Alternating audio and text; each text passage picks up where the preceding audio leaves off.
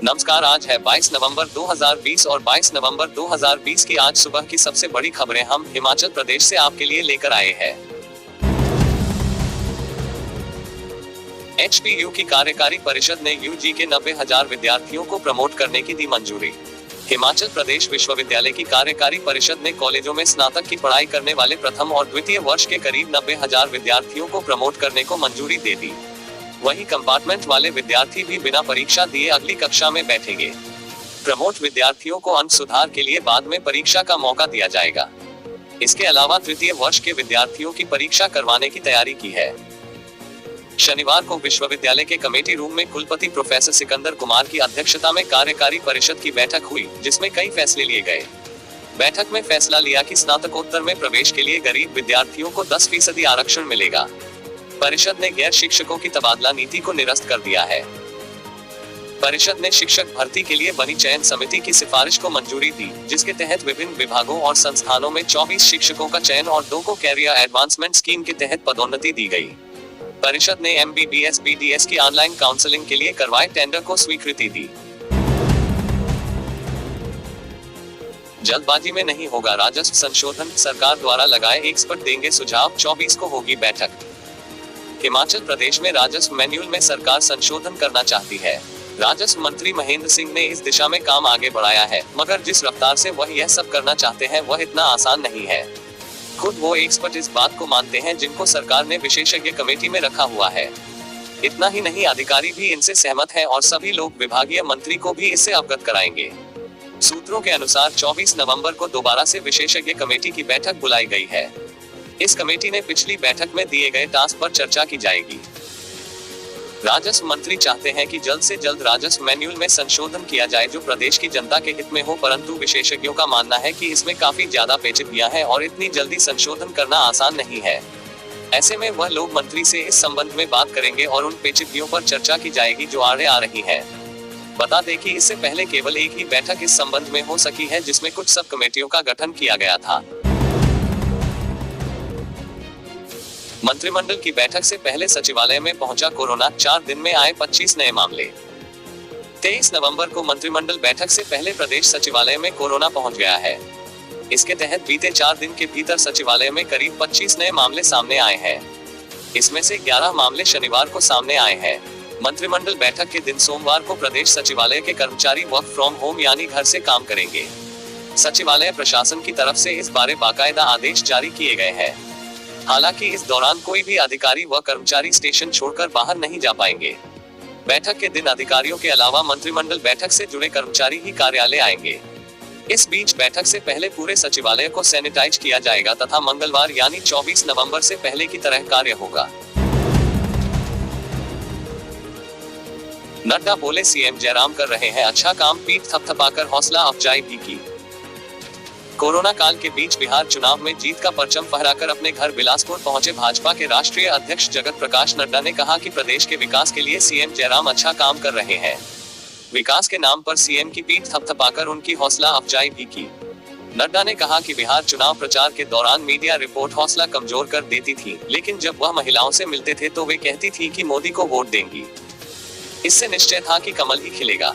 PM ने बिहार में बहनों माताओं के लिए 1.36 करोड़ इज्जत घर टॉयलेट बनवाए। अब बहनें दिनचर्या के लिए रात होने का इंतजार नहीं करती। इस मौके पर मुख्यमंत्री जयराम ठाकुर, अधिकतर मंत्रियों समेत करीब 2,500 कार्यकर्ता मौजूद रहे। नड्डा के कार्यक्रम में केंद्रीय राज्य मंत्री अनुराग ठाकुर और हिमाचल प्रभारी अविनाश राय खन्ना मौजूद नहीं रहे। उधर बिलासपुर जिला भाजपा अध्यक्ष स्वतंत्र सांख्यान का कहना है कि नड्डा का मात्र घर आने का जिला स्तरीय कार्यक्रम था। इस कारण अनुराग ठाकुर और अन्य नेताओं को नहीं बुलाया गया। नड्डा ने कहा कि पीएम नरेंद्र मोदी दुनिया की जानी मानी हस्तियों में से एक है। भारत की राजनीति का भी बड़ा चेहरा है। उन्होंने बिहार चुनाव जीतने के बाद पार्टी के राष्ट्रीय अध्यक्ष के लिए जो सम्मान दिया वह बताता कि मोदी पार्टी को कितना महत्व देते हैं। इसके लिए उन्होंने पीएम का आभार जताया।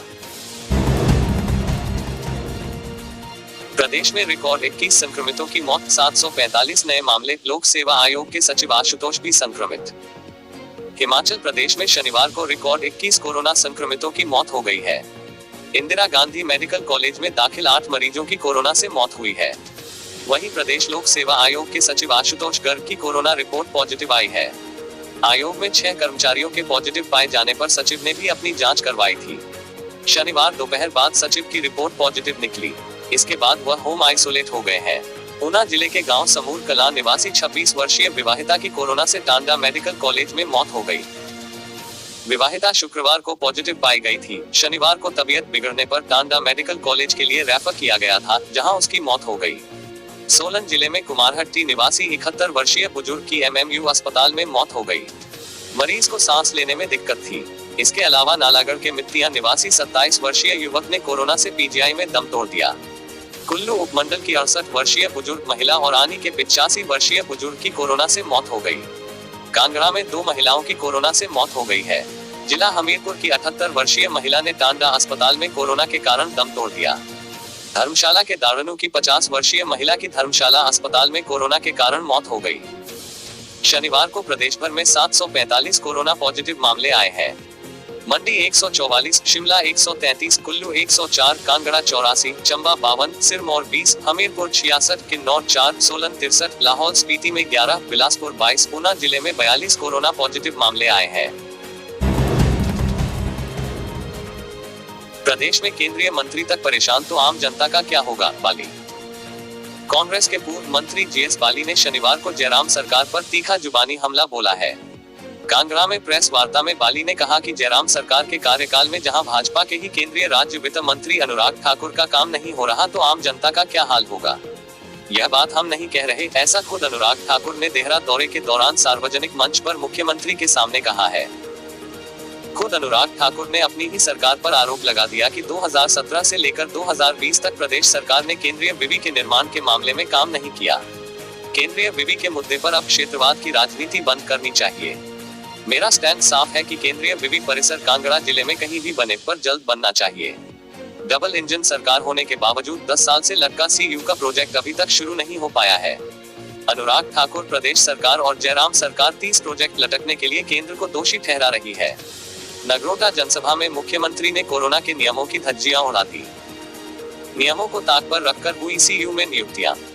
बाली ने यह भी आरोप लगाया कि केंद्रीय विवि में हुई कई नियुक्तियां नियमों को ताक पर रखकर की गई है।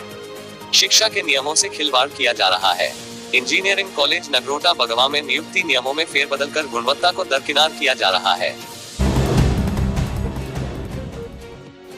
दर्दनाक हादसा, 100 मीटर गहरी खाई में गिरी कार, हेड कांस्टेबल सहित 2 की मौत।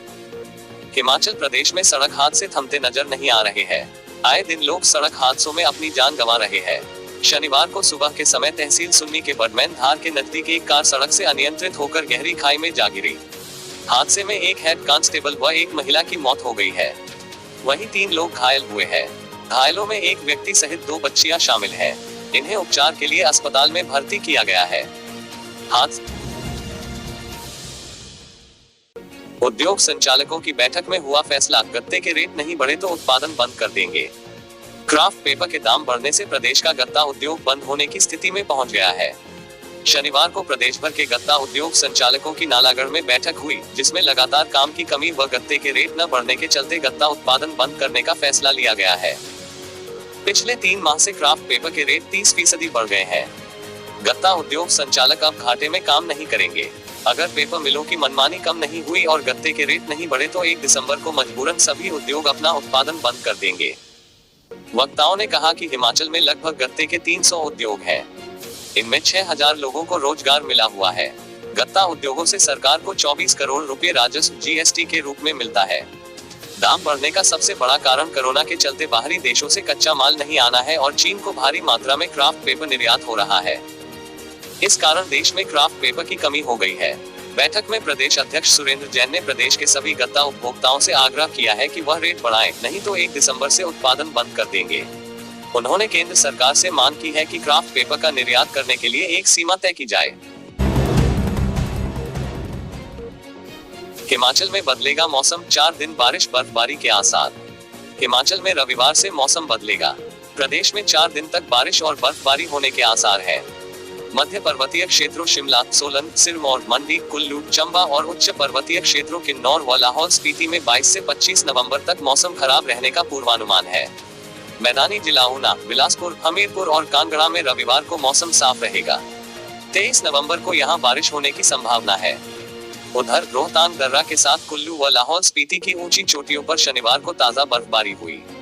रोहतांग के साथ बारालाचा तथा कुंजम दर्रा में भी बर्फ के फाहे गिरे। जिला मुख्यालय केलांग में रात का तापमान 0 से नीचे पहुंचने से पानी भी जमने लगा है। अब बिना मास्क घूमने पर होगा 1000 रुपए का चालान। ऊना जिला पुलिस अब मास्क न पहनने वालों लोगों के खिलाफ सख्त रुख अपनाएगी। पुलिस मास्क न पहनने वालों के 100 रुपए की बजाय अब 1000 रुपए का चालान करेगी। इसके अलावा बिना मास्क घूमने वालों की कोविड हेल्पलाइन पर शिकायत भी की जा सकती है। शिकायत पर पुलिस उक्त व्यक्तियों पर सख्त कार्रवाई करेगी। एसपी ऊना अर्जित सेन ने इस बारे पुलिस अधिकारियों को निर्देश जारी कर दिए हैं। एसपी ने जिला के समस्त थाना प्रभारियों को निर्देश जारी कर मास्क न पहनने वालों से सख्ती से पेश आने की भी हिदायतें दी है। एसपी के निर्देशों के बाद पुलिस भी एक्शन में आ गई है। प्रदेश सरकार द्वारा हाल ही में कोविड महामारी से बचाव के लिए सख्त कदम उठाए गए हैं, जिसके चलते किसी भी समारोह में 100 व्यक्तियों से अधिक भीड़ एकत्रित न करने बारे आदेश जारी किए गए हैं।